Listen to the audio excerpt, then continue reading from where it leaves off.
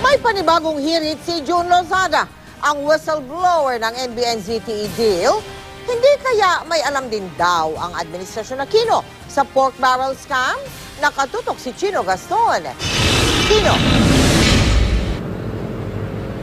Mel, malaki ang hininakit ng NBN-ZTE whistleblower na si June Lozada sa Malacanang dahil sa kanyang paniniwalang may alam din ang palasyo sa umano'y pang-aabuso sa Priority Development Assistance Fund o PDAF.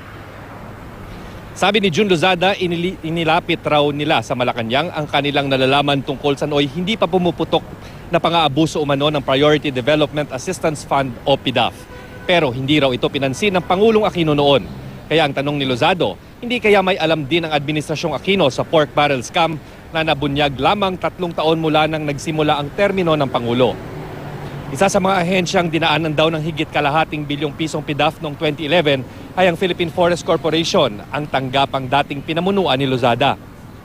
Batay sa datos ng COA, 9 na kahina-hinalang NGOs ang nabigyan ng pondo mula sa 24 na congressman at 2 senador. Ang presidente ng ahensyang si Erwin Krishna Santos, appointee ni dating DENR Secretary Lito Atienza noong pang panahon ng Arroyo Administration. Nakapagtataka raw na hindi ito nasibak sa pagpasok ng bagong administrasyon. Ang sabi ni Lozada, mismong si Executive Secretary Paquito Ochoa ang nag-reappoint kay Santos bilang presidente ng PhilForest. At pagpuna ni Lozada, si Santos ang nagbigay sa bayaw ni Ochoa na si Jerry Acuzar ng lease agreement para sa halos 2,000 hektaryang lupa sa Busuanga, Palawan noong 2008. Midnight deal ang tawag ni Lozada dito dahil ito ay nabuo ilang araw bago matapos ang termino ng Pangulong Arroyo. Narito ang pahayag ni June Lozada. It's very clear na nagpatuloy itong sistema to sa ilalim ng administrasyon ng landas na matuwid, matuwid na landas, no?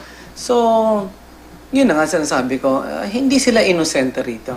There are so many groups that are like doing the work that Napoles is doing, no? Both for the soft and the hard project. So, tama nga yung sa sinasabi ron sa MRSP na ito ay tip of the iceberg lang.